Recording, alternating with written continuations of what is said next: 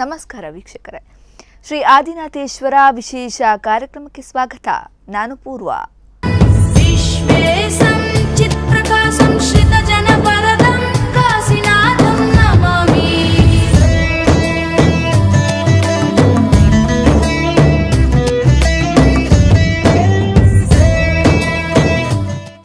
ಇಲ್ಲಿಗೆ ಸಾವಿರಾರು ವರ್ಷಗಳ ಇತಿಹಾಸವಿದೆ. ಸುಂದರ ರಮಣೀಯ ತಾಣದಲ್ಲಿ ಈ ಶಕ್ತಿ ಪ್ರಧಾನವಾದ ಕ್ಷೇತ್ರ ತಲೆ ಎತ್ತಿ ನಿಂತಿದೆ. ಹಾಗಿದ್ರೆ ಆ ದೇವಸ್ಥಾನ ಯಾವುದು? ಅಲ್ಲಿಗಿರುವ ಮಹಿಮೆ ಎಂತಹದ್ದು? ಇಲ್ಲಿ ನಡೆಯುವ ಪವಾಡಗಳೇನು? ಹಾಗಿದ್ರೆ ಈ ಸ್ಟೋರಿ ನೋಡಿ.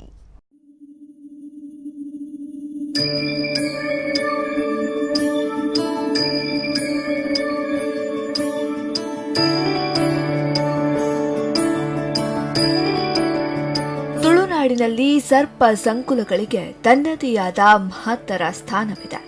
ಅಲ್ಲದೆ ಅದರದೇ ಆದ ವಿಶೇಷ ಪೂಜೆಗಳು, ಕಾರ್ಯಗಳು ಕೂಡ ನಡೆಯುತ್ತದೆ. ಅದರಲ್ಲೂ ಕರಾವಳಿಯಲ್ಲಿ ಈ ನಾಗಾರಾಧನೆಗಳು, ದೇವರು ದೈವಗಳ ಆರಾಧನೆ ಅತಿ ಹೆಚ್ಚಾಗಿ ನಡೆದುಕೊಂಡು ಬರ್ತಾ ಇದೆ. ಇನ್ನು ನಾಗಗಳ ಪವಾಡ ಅಂತಿದ್ದದ್ದಲ್ಲ. ನಾಗನಿಗೂ ಶಿವನಿಗೂ ಅವಿನಾಭಾವ ಸಂಬಂಧದಂತಿರುವ ನಿಟ್ಟಿನಲ್ಲಿ ಉದ್ಭವ ಭುಲಿಂಗದ ನೆಲೆಯಿರುವ ಸುಂದರ ಪ್ರಕೃತಿಯ ನಡುವಿನಲ್ಲಿರುವ ಶ್ರೀ ಆದಿನಾಥೇಶ್ವರ ದೇವಸ್ಥಾನ ಆದ್ಯಪಾಡಿ ಅಪಾರ ಸಸ್ಯ ಸಂಪತ್ತಿನ ನಡುವೆ ತಲೆ ಎತ್ತಿ ನಿಂತಿದೆ. ಸುಮಂಗಲ ವಿಗ್ರಹಯ ಲಿಂಗಿತ ವಾಮಾಂಗ ವಿಭೋ ಸಾಂಬ ಸದಾ ಶಿವ ಶಂಭೋ ಶಂಕರ ಶರಣಂ ನೇತವ ಚರಣಯುಗಂ. ಅಂದ ಹಾಗೆ ಈ ಆದಿನಾಥೇಶ್ವರ ಕ್ಷೇತ್ರದಲ್ಲಿ ಉದ್ಭವಲಿಂಗ ಇದೆ. ತನ್ನದೇ ಆದ ಪವಾಡ ಶಕ್ತಿಯಿಂದ ಈ ದೇವಸ್ಥಾನ ಜಗಜ್ಜಾಹೀರಾಗಿದೆ. ಇನ್ನು ಏಕಾರ್ಣಿಕ ಶಿವ ಸನ್ನಿಧಿ ಪ್ರವೇಶಿಸುತ್ತಿದ್ದಂತೆ ನಮಗೆ ಕಾಣಿಸುವುದು ಈ ಭಾಗವಾಗಿರುವ 2 ಕೆರೆ. ಈ ಕೆರೆಯ ತುಂಬಾ ವಿವಿಧ ಜಾತಿಯ ಮೀನುಗಳು. ಈ ಕೆರೆಯಲ್ಲಿ ನೀರು ಎಂದಿಗೂ ಬತ್ತಿ ಹೋಗುವುದಿಲ್ಲ. ಈ ಕೆರೆಯ ನೀರು ಕಾಶಿಯಿಂದ ಬರುತ್ತದೆ ಎಂಬ ನಂಬಿಕೆ ಇದೆ.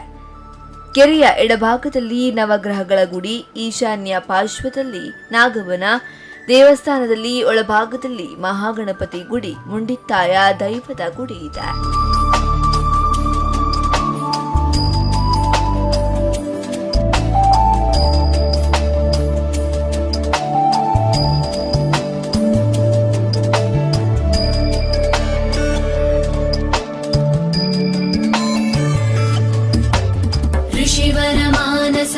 ಸಚರಾಚರ ಜನನ ಸ್ಥಿತಿಲಯ ಕಾರಣ ಭೋ ಸಾಂಬ ಸದಾ ಶಿವ ಶಂಭೋ ಶಂಕರ ಶರಣಂ ನೇತವ ಚರಣಯುಗಂ.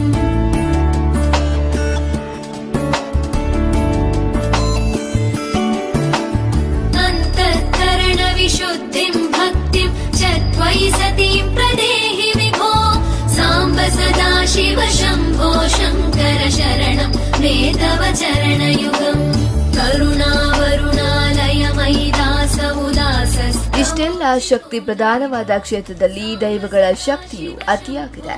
ಉದ್ಭವ ಶಿವಲಿಂಗದ ಈ ಪವಾಡಮಯ ಕ್ಷೇತ್ರದಲ್ಲಿ ಇಂತಹ ದೈವ ಶಕ್ತಿಗಳು ಇರೋದು ಅತಿ ವಿರಳ ಹಾಗೂ ಅಪರೂಪದ ಸಂಗತಿ. ದೇವಸ್ಥಾನದಲ್ಲಿ ದೊರೆತಿರುವ ಶಾಸನದಲ್ಲಿರುವಂತೆ ಈ ದೇವಾಲಯವು ಕಾರ್ಕಳದ ಅರಸ ರಾಜ ವೀರ ಪ್ರತಾಪನ ಅಸ್ತಿತ್ವದಲ್ಲಿತ್ತು. ಕ್ರಮೇಣ ಬೈಲು ಮಾಗಣಿಯ ಅರಸರಾದ ಜೈನ ವಂಶೀಯ ರಾಜರು ಕೆಲಕಾಲ ಆಡಳಿತ ನಡೆಸಿದ್ರು. ನಂತರ ಪ್ರಧಾನ ಚೌಟರು ನೋಡಿಕೊಂಡ್ರು. 1971ರಲ್ಲಿ ಶ್ರೀ ಕ್ಷೇತ್ರದ ಆಡಳಿತ ನೋಡಿಕೊಂಡ ಶ್ರೀರಾಮಕೃಷ್ಣರಾಯರು ಊರ ಪರವೂರ ಭಕ್ತಾದಿಗಳ ಸಹಕಾರದಿಂದ ದೇವಸ್ಥಾನದ ಜೀರ್ಣೋದ್ಧಾರ ನಡೆಸಿ ಅದ್ದೂರಿ ಬ್ರಹ್ಮಕಲಶ ನಾಗಮಂಡಲ ಉತ್ಸವ ನಡೆಸಿದ್ರು. ಇಂದಿಗೂ ಇಲ್ಲಿನ ಜನರು ಆ ವಿಜೃಂಭಣೆಯ ಕಾಲವನ್ನ ಆದಿನಾಥೇಶ್ವರ ಕ್ಷೇತ್ರದ ಸುವರ್ಣ ಯುಗವೆಂದು ವರ್ಣಿಸುತ್ತಾರೆ.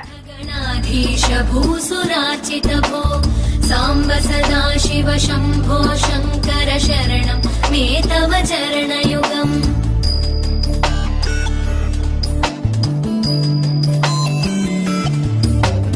ಝನುತಕ ಝಂಕಿಣು ಝನುತ ಕಿಟಕ ಶಬ್ದೈ ನಟಸಿ ಮಹಾನಟ ಭೋ ಸಾಂಬ ಸದಾ ಶಿವ ಶಂಭೋ ಶಂಕರ ಶರಣಂ ನೇತವ ಚರಣಯುಗಂ. ಧರ್ಮ ಸ್ಥಾಪನ ದಕ್ಷ ದ್ರಕ್ಷ ಗುರೋ ದಕ್ಷ ಯಜ್ಞ ಶಿಕ್ಷಕ ಭೋ ಸಾಂಬ ಸದಾ ಶಿವ ಶಂಭೋ ಶಂಕರ ಶರಣಂ ನೇತವ ಚರಣಯುಗಂ. ಶಿವಾಯ ನಮಃ. ಇನ್ನು ಈ ಕ್ಷೇತ್ರದ ಇತಿಹಾಸ ನೋಡುತ್ತಾ ಹೋದ್ರೆ ಆಶ್ಚರ್ಯವಾಗೋದಂತೂ ಸುಳ್ಳಲ್ಲ. ಆದಿನಾಥೇಶ್ವರ ಕ್ಷೇತ್ರವು ಅನೇಕ ರೋಗಗಳಿಗೆ ರಾಮಬಾಣ. ಇಲ್ಲಿ ಬಂದು ಭಕ್ತಿ ಪೂರ್ವಕವಾಗಿ ಪ್ರಾರ್ಥನೆ ಮಾಡಿದ್ರೆ ಎಲ್ಲ ಕಾಯಿಲೆಗಳು ಶಮನವಾಗುತ್ತದೆ. ಇದು ಇಲ್ಲಿ ಇತಿಹಾಸದಿಂದ ಇಂದಿಗೂ ನಡೆಯುತ್ತಿರುವ ಪವಾಡ. ಶ್ರೀ ಕ್ಷೇತ್ರದ ಮಹಿಮೆಗೆ ಇಲ್ಲಿ ನಡೆದ ಸತ್ಯ ಘಟನೆಗಳೇ ಸಾಕ್ಷಿಯಾಗಿದೆ.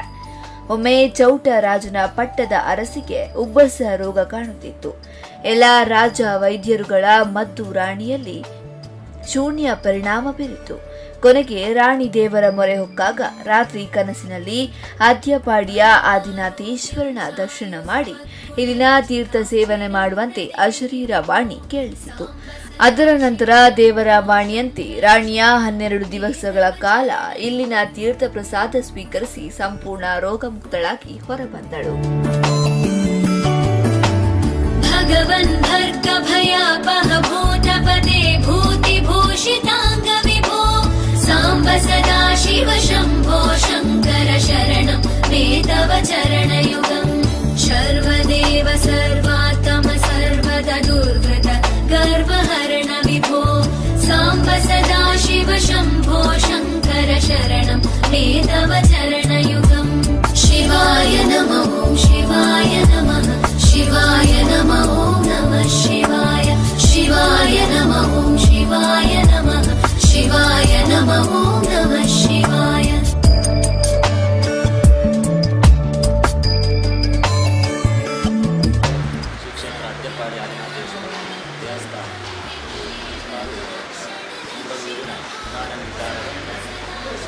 ನದಿಯಲ್ಲಿರುವಂತಹ ಬಹಳ ಸುಂದರವಾದ ಇಡೀ ಒಂದು ಅರಣ್ಯ ಪ್ರದೇಶದಲ್ಲಿ ಶ್ರೀ ಕ್ಷೇತ್ರ ಅದ್ಯಪಾಡಿ ಆದಿನಾಥೇಶ್ವರ ದೇವಸ್ಥಾನ ಬಹಳ ಪ್ರಸಿದ್ಧ. ಆದಿನಾಥ ಅಂತ ಹೇಳಿದರೆ ಈಶ್ವರ ದೇವರ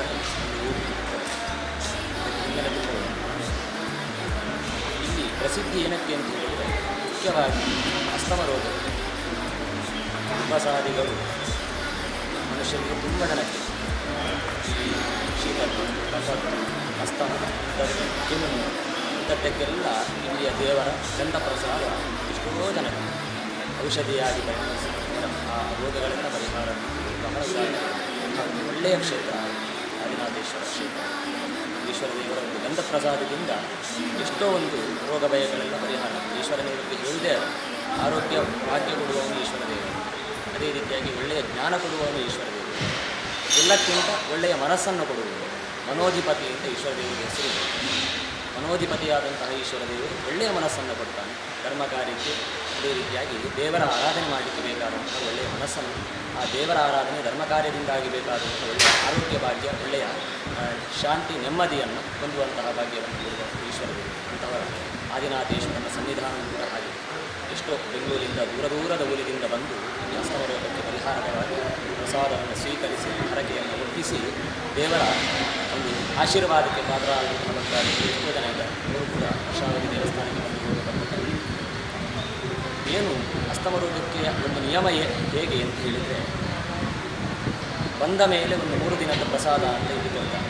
3 ದಿನದ ಪ್ರಸಾದವನ್ನು ಅದು ಅಸ್ತಮ ರೋಗದ ಒಂದು ಪ್ರಾರಂಭದ ಘಟ್ಟದಲ್ಲಿ ಸ್ವಲ್ಪ ಮಟ್ಟಿಗೆ ಕಮ್ಮಿ ಆಗಲಿಕ್ಕೋಸ್ಕರವಾಗಿ ಆ ಪ್ರಸಾದವನ್ನು ಕೆಲವು ನಿಯಮ ಪ್ರಕಾರ ಬೆಳಗ್ಗೆ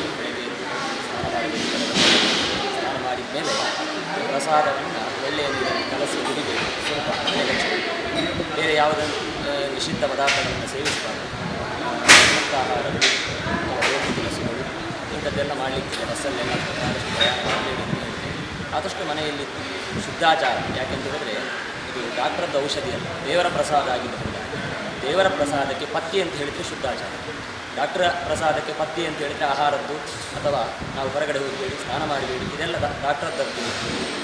ದೇವರ ಪ್ರಸಾದಕ್ಕೆ ಮುಖ್ಯವಾಗಿ ಪಥ್ಯ ಅಂತ ಹೇಳಿದ್ರೆ ಶುದ್ಧಾಚಾರ. ಅದರಿಂದಾಗಿ ಶುದ್ಧಾಚಾರ ಬಹಳ ಮುಖ್ಯ. ಎಷ್ಟು ಶುದ್ಧಾಚಾರದಿಂದ ಪ್ರಸಾದ ತಗೊಳ್ತೀರೋ ಅಷ್ಟು ಬೇಗ ಅಸ್ತಮಕ್ಕೆ ಪರಿಹಾರ ಆಗ್ತದೆ. ಆ 3 ದಿನದ ಪ್ರಸಾದವನ್ನು ತಗೊಂಡು 3 ತಿಂಗಳ ತನಕ ಅವಕಾಶವನ್ನು ಅದರ ಒಳಗಡೆ ಬಂದು 6 ಬಗೆಯ ಹರಕೆಯನ್ನು ಇಲ್ಲಿ ಒಪ್ಪಿಸಲಿಕ್ಕೆ. 3 ದಿನದ ಪ್ರಸಾದದಲ್ಲಿ ಪೂರ್ತಿ ಅಸ್ತಮ ಕಮ್ಮಿ ಆಗುತ್ತದೆ. ಯಾರಿಗೆ 10ರಲ್ಲಿ ಒಂದು 2% ಸ್ವಲ್ಪ ಅಸ್ತಮ ಇಳಿಮುಖ ಆಗ್ತದೆ. ಆಮೇಲೆ ಅವರು 3 ತಿಂಗಳ ಒಳಗಾಗಿ ಬಂದು ಆ 6 ಬಗೆಯ ಹರಕೆ. ಏನು ಹರಕೆ? ಬೂದಿಗುಂಬಳಕಾಯಿ, ಗಂಧದ ಕೊರಳು, 4 ಮೀಟರ್ ಬೆಳ್ಳಿ ಸರಿಗೆ, ಇದೇ ರೀತಿಯಾಗಿ ಹಗ್ಗ, ಅದೇ ರೀತಿಯಾಗಿ 101 ರೂಪಾಯಿ ಕಾಣಿಕೆ ಮತ್ತು ಕಾಳು ಮೆಣಸು, ಇದೆಲ್ಲ 6 ಬಗೆಯನ್ನು ಒಟ್ಟಿಗೆ ತಂದು ದೇವರ ಮುಂದೆ ಒಪ್ಪಿಸಿ ದೇವರಲ್ಲಿ ಪ್ರಾರ್ಥಿಸಿ ಮತ್ತೆ 12 ದಿನದ ಪ್ರಸಾದ. ಇದು ಭಾರಿ ಮುಖ್ಯವಾದಂಥ ಪ್ರಸಾದ. 12 ದಿನ ಪ್ರಸಾದವನ್ನು ಶುದ್ಧದಲ್ಲಿ ಯಾವುದೇ ನಿಯಮಕ್ಕೆ ಭಂಗ ಬರದ ಹಾಗೆ ಶುದ್ಧಾಚಾರದಲ್ಲಿ ತಗೊಂಡ್ರೆ ಇಡೀ ಜೀವನದಲ್ಲಿ ಅವರಿಗೆ ಅಸ್ತಮಾನ ಅಂಥದ್ದು ಎಷ್ಟೋ ಉದಾಹರಣೆಗಳಾಗಿದೆ.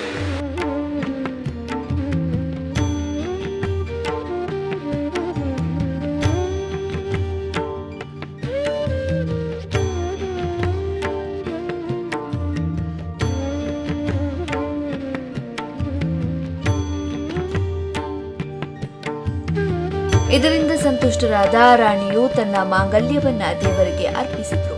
ಇದನ್ನ ತಾಳಿಬಂದಿ ಎನ್ನುತ್ತಾರೆ. ವರ್ಷದಲ್ಲಿ ಒಮ್ಮೆ ದೇವರಿಗೆ ಜಾತ್ರೆ ಸಮಯದಲ್ಲಿ ಅಲಂಕಾರಕ್ಕೆ ಉಪಯೋಗಿಸುತ್ತಾರೆ. ಬಾಕಿ ಸಮಯದಲ್ಲಿ ತಿಜೋರಿಯಲ್ಲಿ ಭದ್ರವಾಗಿ ಇಟ್ಟಿರುತ್ತಾರೆ. ಮುಖದಲ್ಲಿ ಕೇಡು ಮತ್ತು ಇತರ ಚರ್ಮಾವಧಿಗಳು ಇದ್ದಲ್ಲಿ ಇಲ್ಲಿಗೆ ಬಂದು ಬೆಲ್ಲ ಮತ್ತು ಹುರುಳಿಕಾಳನ್ನ ದೇವರಿಗೆ ಹರಕೆ ರೂಪದಲ್ಲಿ ಹಾಕಿದ್ರೆ ಕಡಿಮೆಯಾಗುತ್ತದೆ.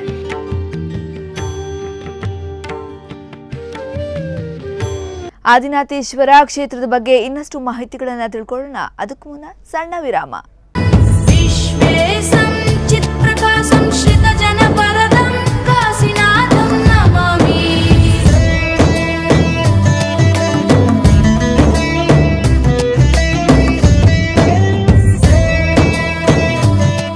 ಶಿವನಿಗೂ ನಾಗನಿಗೂ ಅವಿನಾಭಾವ ಸಂಬಂಧವಿರುವ ಈ ಕ್ಷೇತ್ರದಲ್ಲಿ 2 ಕೆರೆಗಳಿದ್ದು ಆ ಪವಿತ್ರ ಜಲದ ಇನ್ನಷ್ಟು ಇತಿಹಾಸದ ಜೊತೆಗೆ ಈ ಸಲ ನಡೆದ ರುದ್ರಾಭಿಷೇಕ, ದೀಪೋತ್ಸವದ ವಿಶೇಷಗಳನ್ನು ತೋರಿಸ್ತೀವಿ ಈ ವರದಿಯಲ್ಲಿ.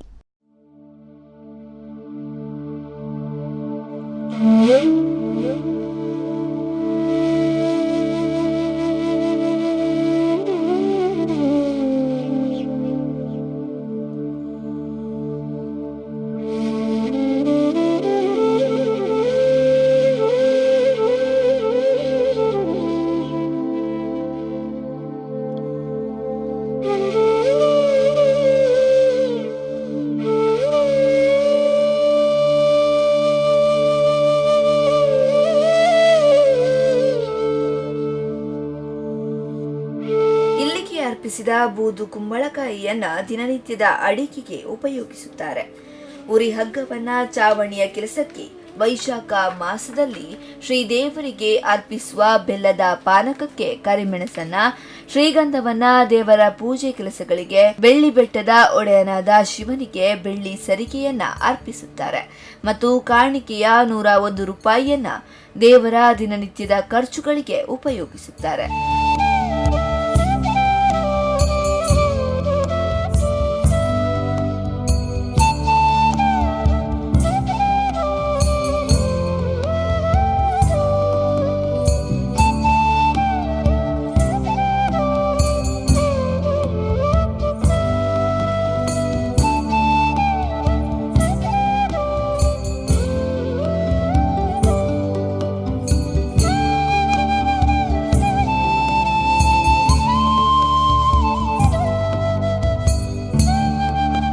ಶ್ರೀಲಿಂಗದ ಪವಾಡ ಸಾಕ್ಷಾತ್ ನಡೆಯುವುದರಿಂದ ಭಕ್ತರು ಇಲ್ಲಿನ ಹರಕೆಯನ್ನ ಅರ್ಪಿಸುತ್ತಾರೆ.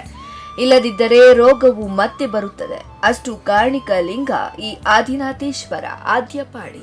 ಇಲ್ಲಿನ ಪವಿತ್ರ ತೀರ್ಥ ಬಾವಿಯನ್ನ ಉಬ್ಬಸ ತೀರ್ಥ ಎನ್ನುತ್ತಾರೆ. ಈ ಉಬ್ಬಸ ತೀರ್ಥ ಬಾವಿಯು ದೇವಸ್ಥಾನದ ಎಡಭಾಗದಲ್ಲಿದೆ. ಈ ಬಾವಿಯು ಮಾನವ ನಿರ್ಮಿತವಲ್ಲ, ದೇವರು ಬೆಟ್ಟದ ಮೇಲಿಂದ ಇಳಿದು ಬರುವಾಗ ಉಂಟಾದ ತೀರ್ಥ. ಈ ತೀರ್ಥ ಬಾವಿಯ ನೀರನ್ನೇ ದೇವರ ಪೂಜಾ ಕೆಲಸಗಳಿಗೆ ಮತ್ತು ಉಬ್ಬಸ ಇರುವವರಿಗೆ ಈ ಕೆರೆಯ ನೀರನ್ನೇ ತೀರ್ಥವಾಗಿ ನೀಡುತ್ತಾರೆ. ಈ ಕೆರೆಯ ನೀರು ಬೆಳಿಗ್ಗೆ, ಮಧ್ಯಾಹ್ನ ಮತ್ತು ರಾತ್ರಿ ಬೇರೆ ಬೇರೆ ಬಣ್ಣಗಳಲ್ಲಿ ಇರುತ್ತದೆ. ಇದೇ ಈ ತೀರ್ಥದ ಮಹಿಮೆಯನ್ನ ತೋರಿಸುತ್ತದೆ ಮತ್ತು ಕೆರೆಯ ನೀರು ಯಾವತ್ತೂ ಬತ್ತಿ ಹೋಗದು. ಸರ್ವ ರೋಗಗಳಿಗೂ ಈ ಕೆರೆಯ ನೀರು ಸಂಜೀವಿನಿಯಾಗಿದೆ.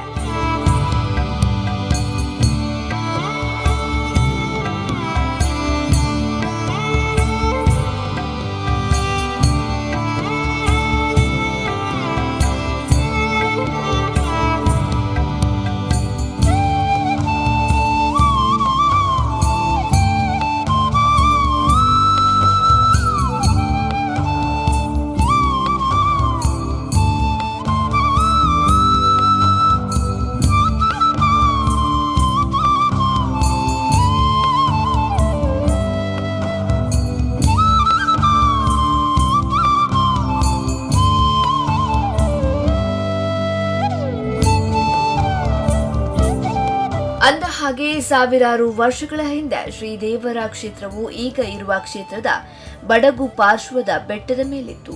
ದೇವಸ್ಥಾನದ ಅರ್ಚಕರು ಕೆಳಗಡೆ ಇರುವ ಫಲ್ಗುಣಿ ನದಿಯಿಂದ ನೀರು ತಂದು ದೇವರಿಗೆ ಅಭಿಷೇಕ ಸಲ್ಲಿಸುತ್ತಿದ್ದರು. ಕ್ರಮೇಣ ಅವರಿಗೆ ವಯಸ್ಸಾಗುತ್ತಿದ್ದಂತೆ ನದಿಯಿಂದ ನೀರು ತಂದು ಬೆಟ್ಟದ ಮೇಲೆ ಪೂಜೆ ಮಾಡುವುದು ಕಷ್ಟವಾಗುತ್ತಿತ್ತು. ದೇವರ ಪೂಜೆ ಕಾರ್ಯ ಮುಗಿದ ಮೇಲೆ ಅರ್ಚಕರು ದೇವರ ಮುಂದೆ ಕಂಬನಿ ಹಾಕಿದ್ರು. ಇನ್ನು ಮುಂದೆ ನನ್ನ ವೃದ್ಧಾಪ್ಯದಿಂದ ನಿನ್ನ ಪೂಜೆ ಮಾಡಲು ಅಸಾಧ್ಯವಾಗ್ತಾ ಇದೆ. ಒಂದು ವೇಳೆ ಕೃಪೆ ತೋರಿ ನದಿಯ ಸಮೀಪ ಬಂದರೆ ಇದಕ್ಕಿಂತ ಹೆಚ್ಚಿನ ಅಭಿಷೇಕ ಮತ್ತು ಸೇವೆ ಮಾಡುವೆ ಎಂದು ಹೇಳಿದ್ರು. ಅಂದು ರಾತ್ರಿ ಅರ್ಚಕರ ಕನಸಿನಲ್ಲಿ ಬಂದು ದೇವರು, ನೀನು ನನ್ನ ಪೂಜೆ ಮಾಡಿ ಹಿಂದಿರುಗಿ ನೋಡದಂತೆ ಮೆಟ್ಟಿಲುಗಳನ್ನ ಇಳಿದುಕೊಂಡು ಹೋಗುತ್ತಿರಬೇಕು. ನೀನು ಎಲ್ಲಿ ಹಿಂದಿರುಗಿ ನೋಡುತ್ತೀಯೋ ಅಲ್ಲಿ ನಾನು ನೆಲೆಯಾಗುತ್ತೇನೆ ಎಂದು ಹೇಳುತ್ತಾರೆ. ಅದರಂತೆ ಮರುದಿನ ಅರ್ಚಕರು ಪೂಜಾ ಕೆಲಸಗಳನ್ನ ನಿರ್ವಹಿಸಿ ಮೆಟ್ಟಿಲುಗಳನ್ನ ಇಳಿದು ದೇವರ ಜಪ ಮಾಡುತ್ತಾ ಹೋಗುತ್ತಿರುವಾಗ ದೇವರು ತನ್ನ ಹಿಂದೆ ವಾದ್ಯ ಘೋಷಗಳೊಂದಿಗೆ ಬರುತ್ತಿದ್ದಂತೆ ಭಾಸವಾಗುತ್ತದೆ. ಹೀಗೆ ಇಳಿದು ಹೋಗುತ್ತಿರುವಾಗ ಈಗಿರುವ ಕ್ಷೇತ್ರದ ಬಳಿಯಲ್ಲಿ ವಾದ್ಯಘೋಷದ ಶಬ್ದ ನಿಲ್ಲುತ್ತದೆ. ಆಗ ಅರ್ಚಕರು ಹಿಂದಿರುಗಿ ನೋಡುತ್ತಾರೆ. ಅಲ್ಲೇ ದೇವರು ರುದ್ರಾಕ್ಷಿ ಶಿಲೆಯಲ್ಲಿ ಐಕ್ಯವಾಗುತ್ತಾರೆ. ದೇವರನ್ನ ಪ್ರತ್ಯಕ್ಷವಾಗಿ ಕಂಡ ಅರ್ಚಕರು ಅಲ್ಲಿಯೇ ಶಿಲೆಯಾದರು. ಹೀಗಾಗಿ ಲಿಂಗದಲ್ಲಿದ್ದ ದೇವರಿಗೆ ಪೂಜೆ ಕಾರ್ಯ ನಿಂತು ಹೋಯಿತು.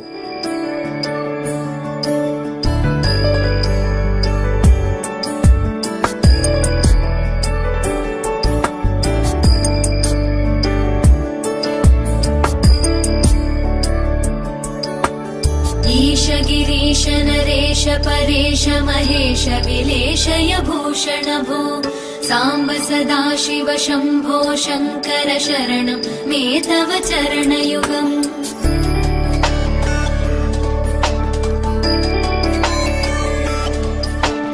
उमया दिव्य सुमङ्गल विग्रहया लिङ्गित वामाङ्ग विभो साम्ब सदा शिव शम्भो शङ्कर शरणं. ಹೀಗೆ ಹಲವಾರು ವರ್ಷಗಳ ನಂತರ ಈಗ ಇರುವ ಕ್ಷೇತ್ರದ ಬಳಿಯಲ್ಲಿ ಒಂದು ಮುಂಡಲ ಜಾತಿಗೆ ಸೇರಿದ ಕುಟುಂಬವು ವಾಸವಾಗಿತ್ತು. ಈ ಸಂಸಾರದ ದಂಪತಿಗಳು ಬುತ್ತಿ ಹೆಣೆಯಲು ಬಿಳಲುಗಳನ್ನ ಹುಡುಕಿಕೊಂಡು ಕಾಡಿಗೆ ಹೋಗುತ್ತಿರಬೇಕಾದ್ರೆ ಅವರಿಗೆ ಒಂದು ದೊಡ್ಡದಾದ ಬಿಳಲನ್ನ ಕಂಡು ಅದನ್ನ ಕಡಿಯಲು ಹೋದಾಗ ಹೆಂಗಸಿನ ಕೈಯಲ್ಲಿದ್ದ ಕತ್ತಿ ಜಾರಿ ಶಿಲೆಯ ಮೇಲೆ ಬೀಳುತ್ತದೆ. ಆಗ ಶಿಲೆಯಿಂದ ರಕ್ತ ಧಾರಾಕಾರವಾಗಿ ಸುರಿಯಲು ಆರಂಭವಾಗುತ್ತದೆ. ಆಗ ಹೆದರಿ ಹೆಂಗಸು ತನ್ನ ಮಗನ ಹೆಸರನ್ನ ಓ ಆದ್ಯ ಎಂದು ಕೂಗುತ್ತಾಳೆ. ಅಂದಿನಿಂದ ಈ ಊರಿಗೆ ಆದ್ಯಪಾಡಿ ಎಂದು ಹೆಸರಾಯಿತು. ಹೀಗೆ ಹೆದರಿ ಓಡಿಕೊಂಡು ಬರುವಾಗ ಆ ಹೆಂಗಸು ಒಬ್ಬ ಮುನಿಯು ತಪಸ್ಸು ಮಾಡುವುದನ್ನ ನೋಡಿದರು. ಮುನಿಯ ಬಳಿಯಲ್ಲಿ ನಡೆದ ಘಟನೆಯನ್ನ ವಿವರಿಸಿದಾಗ ಆಗ ಮುನಿಯು ತನ್ನ ದಿವ್ಯ ದೃಷ್ಟಿಯನ್ನ ಶಿಲೆಯ ಕಡೆ ತಿರುಗಿಸಿದಾಗ ಅವರಿಗೆ ಅಲ್ಲಿ ಶಿವನು ಐಕ್ಯವಾಗಿರುವುದು ಗೋಚರಿಸುತ್ತದೆ. ಅಲ್ಲಿಯೇ ಗರ್ಭಗುಡಿಯನ್ನ ನಿರ್ಮಿಸಿ ಪೂಜೆ ಕಾರ್ಯವನ್ನ ನಡೆಸುತ್ತಿದ್ದಾರೆ. ಆ ಮುನಿಯು ಕಣ್ವ ಮಹರ್ಷಿಗಳೆಂದು ನಂಬಿದ್ದಾರೆ. ಈಗಲೂ ಇಲ್ಲಿ ಕಣ್ವ ಮಹರ್ಷಿಗಳು ಅಜ್ಞಾತವಾಗಿದ್ದಾರೆ ಎಂದು ಹೇಳುತ್ತಾರೆ. ಇದು ಅಷ್ಟಮಂಗಲ ಪ್ರಶ್ನೆಯಲ್ಲಿಯೂ ಕೂಡ ಕಂಡು ಬಂದಿದೆ.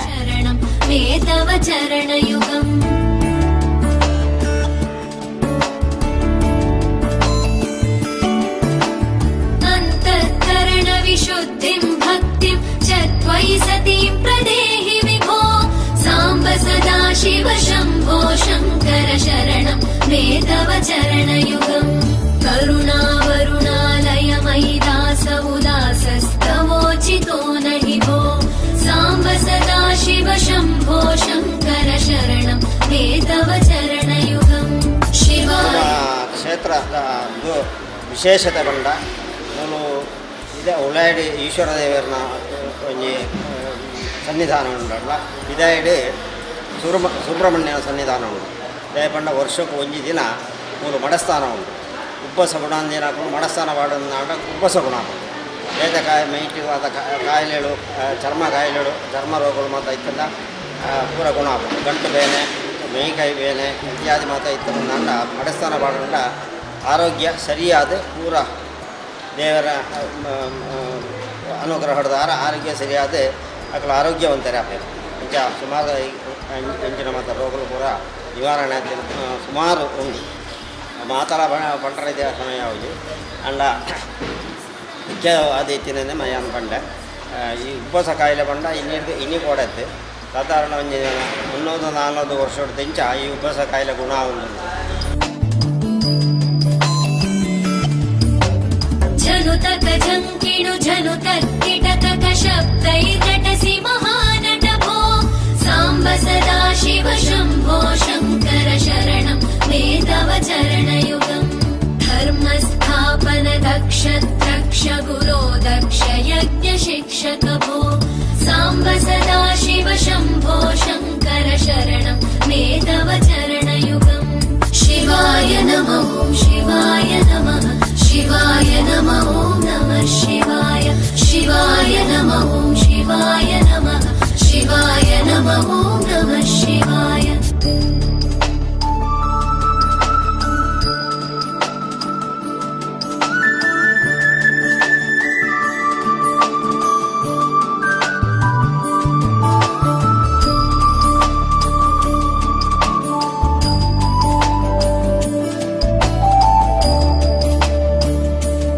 ಇನ್ನು ಪ್ರತಿ ವರ್ಷ ಹಲವು ಪೂಜೆ ಪುನಸ್ಕಾರಗಳು ಈ ಕ್ಷೇತ್ರದಲ್ಲಿ ನಡೆಯುತ್ತಿದ್ದು ಸಾಕಷ್ಟು ಭಕ್ತರು ಬಂದು ಸೇರುತ್ತಾರೆ. ಶ್ರೀ ಆದಿನಾಥೇಶ್ವರ ದೇವಸ್ಥಾನದಲ್ಲಿ ಏಕದಶ ರುದ್ರಾಭಿಷೇಕ, ಗಣಯಾಗ, ಸಾಮೂಹಿಕ ಅಪದ ಪೂಜೆ, ಅದೇ ರೀತಿ ರಾತ್ರಿ ದೀಪೋತ್ಸವ ಬಹಳ ಅದ್ದೂರಿಯಿಂದ ಜರುಗುತ್ತದೆ. ಶಂಕರ ಶರಣಂ ಮೇ ತವ ಚರಣಯುಗಂ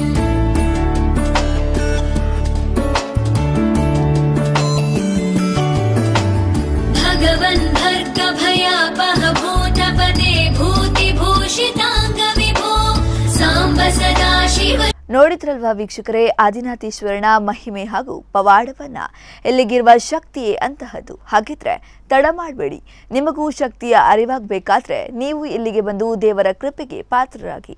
ಇದೇ ಇವತ್ತಿನ ವಿಶೇಷ ಸುದ್ದಿ ಹಾಗೂ ಮನೋರಂಜನೆಗಾಗಿ ನೋಡ್ತಾ ಇರಿ ಸ್ಪಂದನ.